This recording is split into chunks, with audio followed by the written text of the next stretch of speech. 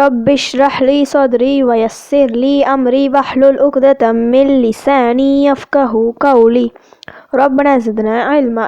அஸ்ஸலாமு அலைக்கும் வரஹ்மத்துல்லாஹி வபரகாத்துஹு. வெல்கம் டு கீடு ஜன்னாயம் தஸ்னிம். எல்லாரும் எப்படி இருக்கீங்க? நல்லா இருக்கீங்களா? அல்ஹம்துலில்லாஹ்.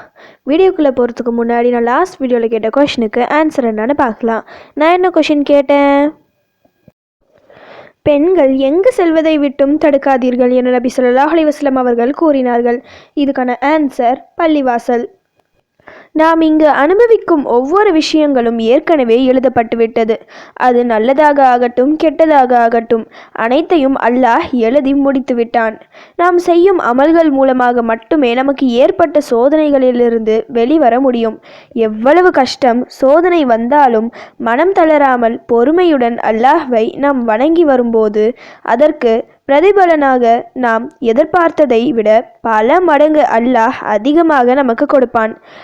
அப்படி தாங்க முடியாத சோதனைகளால் நம்முடைய விதி இப்படி ஆயிடுச்சே, இதை மாற்றவே முடியாதா என கவலைப்படும் ஒவ்வொருவரும் அதிலிருந்து மிகவும் சுலபமாக வெளியே வந்து ஒரு நிம்மதியான சந்தோஷமான வாழ்க்கை வாழக்கூடிய மிக சிறந்த ஒரு துவாவை தான் இன்னைக்கு நான் சொல்ல போகிறேன். அந்த துவா என்னன்னு இப்போ பார்க்கலாம். اللهم إني أعوذ بك من جهد البلاء ودرك الشقاء وسوء القضاء وشماتة الأعداء.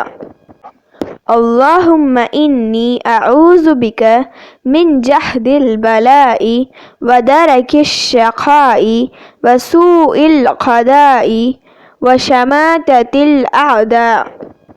இதோட மீனிங் என்னன்னா, யா அல்லாஹ், தாங்க முடியாத சோதனை, அழிவில் வீழ்வது, விதியின் கேடு, எதிரிகளால் ஏற்படும் மன உளைச்சல் ஆகியவற்றிலிருந்து நான் உன்னிடம் பாதுகாப்பு தேடுகிறேன்.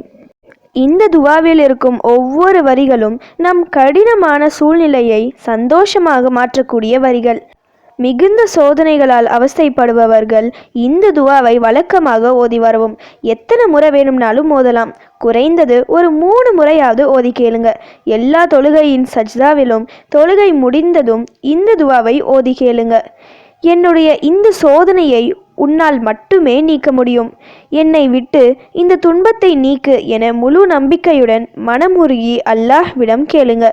நிச்சயம் அவன் உங்கள் அனைத்து துன்பங்களையும் ஒரு நொடியில் நீக்கிவிடுவான் இன்ஷா அல்லாஹ். ஓகே, இப்போ ஃபைனலி கொஷின் டைம். பெண் ஜனாசா எத்தனை துணிகளில் கஃன் செய்யப்படுவது சிறந்தது? இதுதான் இன்னைக்கான கொஷின். இதுக்கு உங்களுக்கு ஆன்சர் தெரிஞ்சால் ப்ளீஸ் கமெண்ட் பண்ணுங்கள். அப்படி இல்லைனா ப்ளீஸ் வெயிட் பண்ணுங்கள், நான் நெக்ஸ்ட் வீடியோ போஸ்ட் பண்ணுற வரைக்கும். சுபஹான ரப்பிக ரப்பில் இஸ்ஸத்தி அம்மா யசிஃபூன் வஸ்ஸலாமு அலல் முர்சலீன் வல்ஹம்துலில்லாஹி ரப்பில் ஆலமீன்.